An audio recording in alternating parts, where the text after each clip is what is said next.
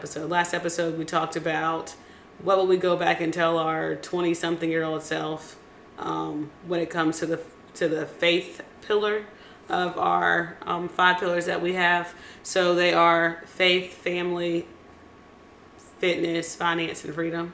Yeah, I got them this time. So this time we're going to talk about family.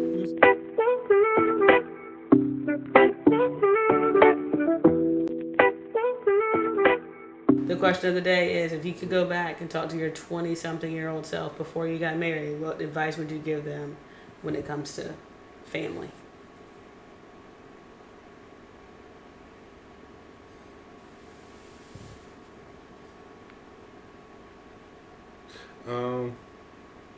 I would say my 20-year-old self, 26-year-old self, could be talking right before we got married. What would we do? What advice would I give them to prepare them for family? And that I would say is preparation is key. The next couple of years, go dive deep into what you want to build for yourself and create that foundation right away. So, because family is going to come and then it's going to bring some extra pull and a lot of unknown variables. So you want to be very intentional. Like you're slouching. Be very intentional with with your next moves. So can you explain what that looks like, or what it would look like for you if you were to go back and we were to do this again? I would say be intentional with understanding yourself, understanding what you expect marriage to look like, and communicating that with your wife, your spouse, however you look at it, and laying down that foundation and having those upfront conversations really, really in the first few years, like really diving deep into that and like sitting down, let's going through and building that foundation, so that when children come, we're not, there are less surprises, like child raising, things of that sort, and also goals and dreams and aspirations and understanding personalities. So understanding the personality with yourself, understand the personality with your spouse, go through assessments, take that time and really dive deep into that, and just enjoy each other still, but really work hard on understanding each other and understanding what it takes and become a team first. Then we move to the family sector of kids. You're now moving as a team and a unit versus still learning each other. You still learn each other, but like still not learning each other a lot through that process. And then on the outer family part of it, so when you start getting to your cousins and the family and the friends, the close friends and stuff, be prepared to say no and not trying to take care of everyone. And that's the advice I would tell my 26-year-old self. Be prepared to say no, set boundaries, and make sure you're a unit with your spouse. Okay. How about you? My advice to my older self would be protect your space. I think that we have, like, as a society, we have a lot of social norms that we have grown up with, especially I feel if you have grown up in a certain culture. I'm not just saying like my culture, even if it's middle class. For me, middle class, I came from a 2-parent household versus other people. So what I have been taught a lot of my life, I brought that in and I applied that to my husband, my boyfriend at the time, and I don't think that it helped me all that much when it came to our marriage. The stuff that I had been taught previously. So I had to create my own definitions of what things were. So one thing, for example, for me, because some people would think completely different, was that a man and a female could not be friends, right? Without having something else going on. So for you, you have a childhood friend who is a female and y'all are straight, like just straight friends. And that was hard for me to accept because all my life I've been taught that a man and a woman cannot just be friends. No, I'm not saying that every situation is mine, but that's something that I had to adjust to and get used to because essentially I was telling him to get rid of one of his best friends, and that caused a rift in our relationship early on, especially when we started to get serious. Actually, it was after we got engaged that we had this come up, right? But now, like, she is my friend too, love her to death. Matter of fact, pretty sure if anything were ever happen to us, if it ever happened to us, she'd become my friend and she'd come with me. But yes, so wouldn't say that for sure, she's coming my way. So yeah, that would be what mine is. Like, just protect your space and be willing to change your thought processes and challenge what you've been taught in the past because that might not actually be what's good for your relationship and how your relationship looks and how you want it to look. So, and now I think of my son, honestly, if he did have, so our neighbors, right? They have a daughter who is literally 10 months younger than him. And their sisters are 6 months apart. They're going to grow up together. And I wouldn't want whoever becomes his future wife to be threatened by her if they were like really good friends because they're so close in age and we're really close with their parents. I don't think that's fair to him. So, I want to mirror that for me so that he can see that it is possible. Your dad does it and your mom and dad have a happy relationship. So it is possible. So. But you have friends that are males and I never. The interesting thing is I feel like I don't talk to them the same way you talk to yours. That's a choice, right? Is that you thought about? Is that because you were taught not to? Now, because of our relationship, no, it's not. I believe it's just how I am, and you're right. You bad with all your friends. Yeah, and so some check in. There's the girl group that I'm a part of in the group. They text on a regular basis. I read the text. I don't respond sometimes, right? They talked about going on a cruise. I asked one question about more details, and I haven't responded yet. So circling back, so you have male friends then. So if you treat everybody the same, you have male friends. I do. So yes, I would say male friends, but I do not think it's to the extent that your friend is. You're right, because my friendships as a whole are different than your friendships. So you can't compare. That's not comparing apples to apples. So how you treat your friends, it's how you treat your friends, right? It's how you treat all your friends. So theoretically, if this is how you treat your girlfriends, if you treat them the same way you treat your guy friends, then you have girl and guy friends. So then let's rewind, because I would say that I have friends and then I have acquaintances, and you know very well that I differentiate the two. True, and I'm saying, but I can think of two people right now. One start with an O, one start with a D, that are male friends of yours.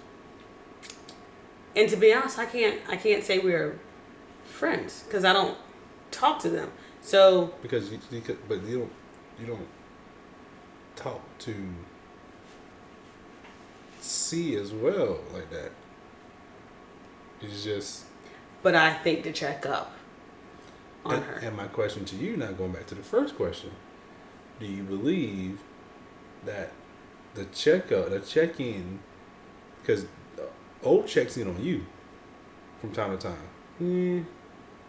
And I'm saying to you. Look at our text message. We haven't talked in a whole year. But go ahead. That's now. I'm saying, but O checks on you. Oh, in the past, most definitely. And so, what I'm saying to you is, was there a gap? Was there a mental block from you checking in on him? Because O checked on you as much as C checked on you, I felt. And we talked. Go ahead. But you wouldn't check back in on O as much. And you get what I'm saying? So I would say because of conversations that we have had in the past, and because of what we said, the expectation was not that would happen. I never thought to cut that relationship or that friendship. I'm not saying I never said it. I'm not saying me. I'm saying mental block from your training, raising. Like, so like what you just said, about how you were raised, and I'm saying to you, you put two people in the same category, right? They both act similar, but yet you respond to one different than you respond to the other. So, again, what I'm saying is, I would have in the past cut that relationship probably, or probably not had it the way I had it because I was still friends with him when we were dating, Right. right? Yeah. And again, I did not know the extent of your past relationship or your relationship with her until later on when we started like we were serious and we got engaged. I didn't know that, right? You didn't know what? How close y'all truly were. I don't think I mean, that's for another time. But I told you, Jay, and that's what my best friends growing up. So your definition of best friend growing up and my definition of best friend growing up are two different definitions. Correct. Okay, so I'm just saying what you're saying doesn't invalidate what I just said. I did not understand the extent of y'all's relationship. Right. But the only person you have a problem with was S. Yes. And so I'm just saying. I'm saying the same. It's all the circles. I think we still start circling around it, and you're like, I'm saying there's a blockade you have with S, right? Because of your training. Continue. Because you treated S different than you treated J. Yes. All right. So I'm saying on the flip side, on your side, you don't see that you could have had that same blockade and treated O different than you treated C. And that's where I was going to say earlier, I literally made sure after a certain time, I did not text him. So I don't think it was a blockade. Never thought to cut that relationship. You keep saying cut. I'm not saying cut. You weren't as involved with the relationship. That's what I'm saying. Like, I'm never saying cut the ties at all. I'm not saying that. What I'm saying is, O would check in on you. C would check in on you. You would talk to O when he checks on you. You would talk to C when she checks on you. But the checking back in is where I saw the difference. So like, C would check and you would check back in with C more often than you would check back in with O. So that's interesting because I feel I would check on them to the same extent. What I would not do was plan a trip with O that I would plan with C. I would never plan a trip with O. Okay. But C, I would. But I checked in on both of them. Probably the same amount. Then what changed? Through the years? Just didn't really check. I feel a lot of people fell off through the years. True. As you and I got married, we had kids, formed new relationships.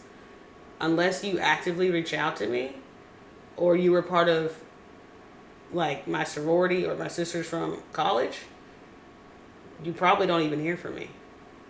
Okay. At all. I'm learning. I've always felt like you gave O and D more of a stiff arm than I felt it was needed. It just seemed that way. And I'm like, they're good people. I like them. I always liked both of them.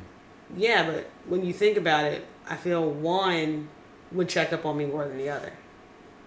And so I am not going to continue to reach out to someone who's not reaching out to me. No matter how far back we go. I got you. Because that's not my personality. Yeah. And so, like I told someone this week, I truly feel everyone has their season. Yeah, that is, yeah. Some longer than others. Completely agree. Some forever. I'm gonna say everyone has a season. Back up. I think some people are in your life forever. I want to say seasons. I have several examples of people who are forever people. I feel. Right. So their season, they have seasons. To me, but I feel everyone and their season might be till you die, but it's still a season. At some point, every relationship is going to come to an end. It's a matter of when. You went that far. You went to death. Like death I mean, is a you season. just said forever, so yeah. So I'm just saying, like, so you were too. like, death is a season. Like, I mean, a relationship. I feel every relationship like, has a beginning and an end. If you're talking about a Christian, you're correct. Like, that is a season. It's earthly season. You are correct. But I thought we were talking about on this earth, Nah, I mean, live. We have seasons. Like some people there for a semester, some people there for a couple of years. some people there for a week. Some people. So that's what I thought you 2 meant. hours. That's what I thought you meant by Oh. season, not. I just feel everybody most relationships have a beginning and an end, and some people last longer than others. Right. And you have to be willing to walk away from some people to You get where said you want to Moses go. now. Earlier you said, oh, I was like, S, J, D on my side. I don't think there's going to be, it's going to be more to death do us part. Okay. That relationship will have an end, though, when y'all die. Yes. But I feel like initially you weren't going to death. I mean, I just feel everybody has a set duration.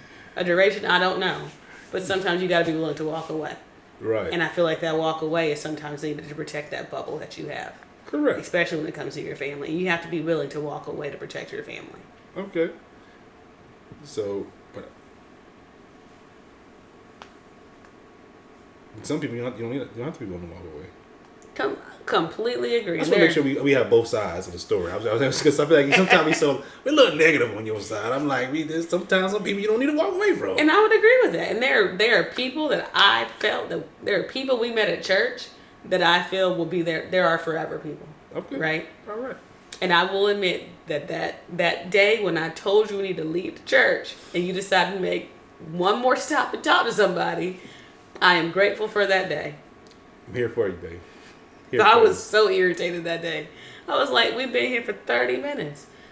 I mean, in our old churches, we would have been there for hours. But we've been here for 30 minutes, and I've gotten used to, it's time to go. What the chef said, let them cook. Justin. Let them cook. Justin. And I don't know if we had served kids that day, too. So we've been there for 2 services.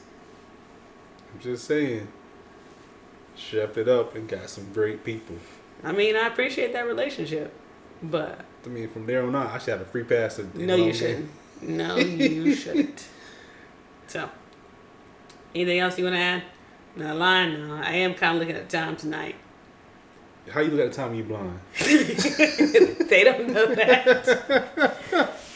10:03. Is it? Yeah, 10:03. I was like, that might have been an 8, but yeah, it's 10:03. Oh. I will also tell 26-year-old Justin. We're seriously adding stuff to this. Yes, I was thinking about it. Like to enjoy life, and celebrate all wins. I would say that celebrate all wins, enjoy life, and get to your systems as quick as possible. What systems? So life systems. So what our podcast channel, however you want to put it, is all about is the system that we develop to continue to grow and enrich ourselves and put our kids in the best, put ourselves in the best position and put our kids in the best position. And it takes a lot of heartache, a lot of pain, a lot of going back and forth, but understanding that emotional intelligence, communication, and God are in the center of all these systems. And 26-year-old Justin, I'm like, he was doing a lot of reading at that point in time, a lot of understanding himself, but he wasn't planning and creating systems.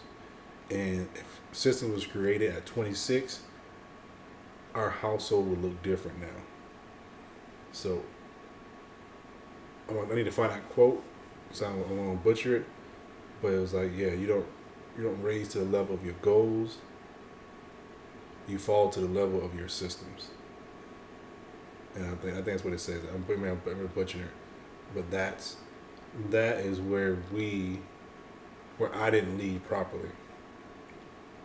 Was making sure our systems and planning was proper. Lead what? The family. Okay. Do you feel like it's your responsibility to lead the family? At certain points, yes. Okay. So in our dynamic, yes. In our place, our dynamic, yes. Like you are a great specialist. Meaning, you have, but, and in our household, I believe, yes.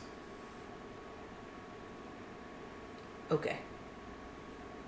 Like, I'm not saying that in the thing about it is because my dynamic of leadership and people, this is where it's going to, that's down the road, but my dynamic of leadership is knowing when I don't know enough and being very comfortable being wrong. So then what do you mean when you say lead the family? Set the vision and communicate the vision and incorporate all thought processes for us. So then you're saying when it comes to being the CEO. Mm-hmm. Okay. So that's what I'm the saying. CEO of the family.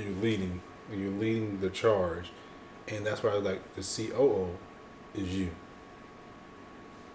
and that's how I see our relationship. Okay, I can take that. And that's where one thing we're still working on is at your age now, you might take your 26 year old. What you mean at my age now? Your 25-year-old self learn to be accepting of leading from your husband. So we are not going to talk about that now because I have so many things to say. I don't think this time is the time to go into that because one thing that we had talked about emotional intelligence earlier. Yeah. Knowing that I am tired, going down that rabbit hole is not the time.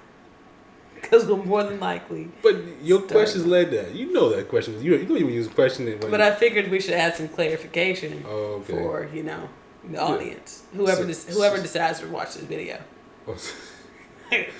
So, I was going to put out, the only thing I'll say is that there has been times you're like, Justin, you were right.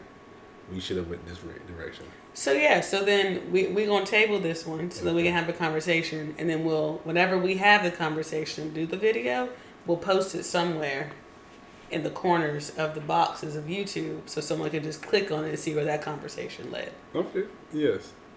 I'm really trying to fix this side of my face if you haven't noticed.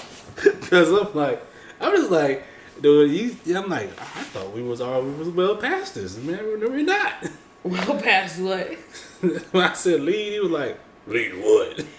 So I think putting over the cameras or something. I think it's similar to what we were talking about earlier.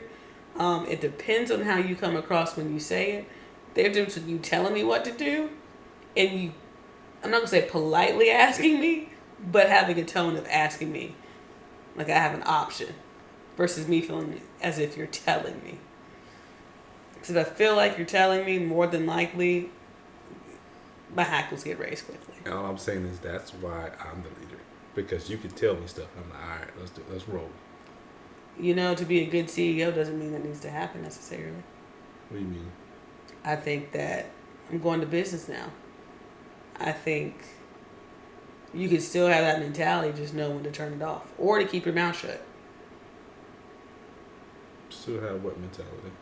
You're not going to tell me what to do. So I think that mentality is needed to an extent. Yeah, so the vision. You create the vision. Yeah, I do agree. You create the vision, and that's where you're like, hey, you have your boundaries on the vision. When it comes to fulfilling the vision, though, I believe that's where you have to have the understanding of people are going to let people be the best version of themselves. Like, I'm not gonna come and tell you how to handle volleyball. Okay. So why would I sit here and ever cross that line and say you can't tell me what to do in volleyball? And I'm like, so that's the thing. So if I'm a CEO, I have a marketing exec, I have an operations person, I have a financial person. So I'm like, if you tell me, Justin, we need to do this, and I'm like, okay, let's go. So I'm saying, so I get that part. Yes. I'm saying I can receive that, and that's why I said you were a great specialist, because a lot of times specialists don't receive that well, in the sense that the COO may get a little rowdy if someone tells them, and that's okay. But I feel like a good CEO shouldn't because you know that your basis is right here. So this is but I don't know if I completely agree with that, because I feel even as a SME knows when they're So when you faith, right? Mm-hmm. I will say, okay, we were talking about this. We'll talk about how I'm coming to this point. So this morning, let me tell you, this morning we had a conversation, and we were talking about the faith category, and we're talking about our morning routines. In our morning routines, you said we need to focus on what? Fitness and faith. To set our day up for success, we need to focus on fitness and faith. For me, he said, we need to focus on fitness and faith. And in my head, I'm thinking, what if I don't want to focus on fitness and faith? Albeit, fitness and faith is part of what I'm trying to work on in my morning routine. Do you hear yourself? Do you hear yourself? The fact that he told me I need to, felt like you have to work on fitness and faith, took away as if I can't make my own choices. What if I don't want to work on fitness and faith in the morning? And that's where I was coming from. So I absolutely didn't mind working on fitness and faith. But I have a choice if I don't want to work on fitness and faith. So what I advised him to do next time was to request or say my goal is or my hope is for us to focus on fitness and faith because that's the vision for our family. When you requested that, what did I say right after that? I don't even remember. I know that's a problem. I said I've requested and asked for over a couple. What was it? Over like 2 months now. And I put, Justin, when we sat on this couch, I said, you are in charge of faith for this family. When you said you need to look at Bible verses on a daily basis, I started looking at Bible verses when I brush my teeth. And then in the mornings when I'm washing the dishes or getting our daughter's food ready and lunch ready for school, I have music playing. So why don't you just gospel music playing? My only question, my follow-up question to that is, why don't you say, yeah, I'm doing that already? Because you told me I needed to do it. That's what I'm saying. Therefore, taking away. Yes, I hear what I'm saying, but I'm making it very clear. If you had not said, we need to, I'd be like, oh yeah, I'm working on that right now. It's in my morning routine. Okay. That's what my response would have been. But because you said we need to, therefore I felt I'm taking away my choice. And I'm not expecting everyone to feel the same way I feel, but I'm letting you know this is how I feel. That's how I felt. That you try to take, for me, choices matter. You're right. A lot. I understand that. And I'm never trying to take your choice away. But I'm not saying that. That's a lie. There are times where I feel like your choice is does need to be taken away. And I feel that's a choice. I feel the same way about myself. Because sometimes my choice needs to be taken away. And that's the difference between you and I. I'm okay with you making a decision, and especially on the spots that you definitely are that person. Like, I'm like, go ahead, and I'll understand later, and that's what I'm saying I'm okay with, and that's just our different personalities. Like, I would agree. Like you, and that's where going back to the first part of we talked about. Talking to your person is understanding your personalities of who you are, who your wife is, and we joke around. We can do all this right now, but it took some years of like fighting and fussing and getting at each other, and for us to truly understand like how we can have these conversations constructively, positively, and work through it. And so we can state our differences because we understand each other and start understanding ourselves. So that's just putting it all like circling all full circle. And we've learned to protect our space. Yes. A lot. So, yes. So, but that's why I still say I lead. So you got to end on that, huh? I'm not going to say anything back because if I do, we're going to continue. And it's now 10:15. Okay. So I'm going to let it go. I'm going to let that comment go tonight because I'm not going to follow it up. I'm just saying. I'm not going to follow it up. Again, when we continue that conversation, it'll be posted somewhere for those who want to see it. Yes. And you'll see the truth. Okay. And I'm going to caveat this whole thing, and for the podcast in the future, he is better at collecting his thoughts in the moment than I am.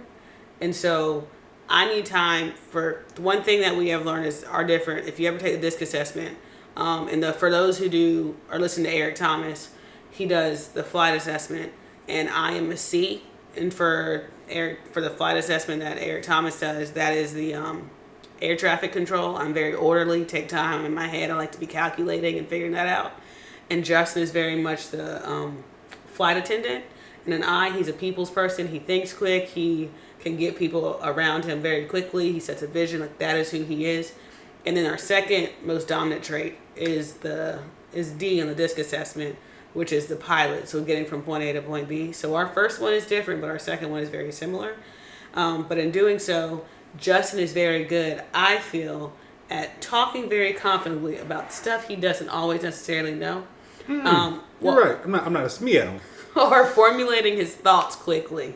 I will give him that. When he needs to formulate his thoughts, he has it down packed. And for me, it takes time. And we may have a conversation, and 2 hours later, I'm thinking about the conversation, and then I have to come back to what he said because I've had time to formulate my thoughts. So that's one thing that I've been working on, is trying to think ahead and actually reflect, because reflection is not one of my strong points, so that I am prepared and have more of my opinions down and whatever else. So that also came from preparing and learning about ourselves to help in our relationship.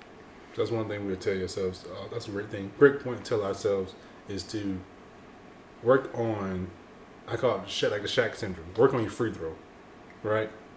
That's what they call it. That's what you call it. Like, is that what the sports world call it, or that's what just you? Not just me. I like Shaq because Okay. Shaq was one of my favorite players. Okay. So I reference Shaq in his free throws. Okay. Go ahead. And I'm like, work on your free throws, Shaq. I'm like, you could have had. Anyways, work on your weakest link. Not. Go ahead.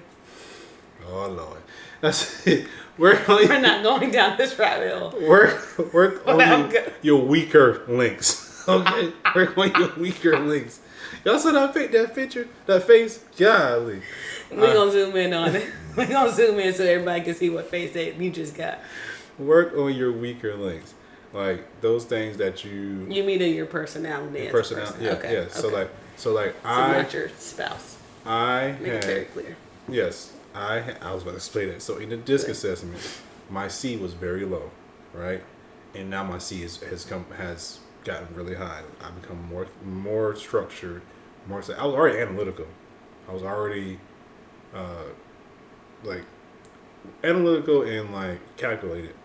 But now I added the tool of being planning, right? Planning, scheduling, that portion of it. So my C has shot high. So I've become more well-rounded. And that is something that 26-year-old didn't fully understand. I worked in my gifting of being an I and being analytical, but I didn't structure myself. And so, and similar to what she was talking about was becoming more understanding of her emotions, which is understanding her I, which is being more in tune with your emotions. Okay. So, I just want to put a bow on that, so make sure everything we're talking about is still, even joking and going backwards, we're still discussing what we're talking about, what we would talk about to the 26 and 25-year-old person prior to marriage about family.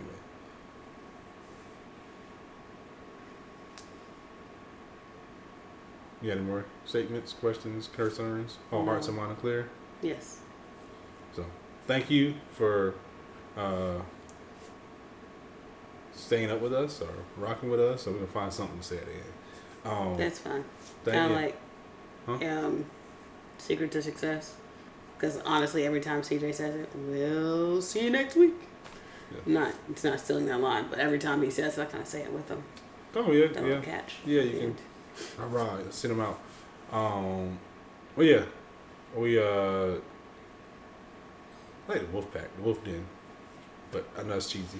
Absolutely, positively. But yes, we appreciate your time, appreciate you listening, appreciate who you are and which you implement these.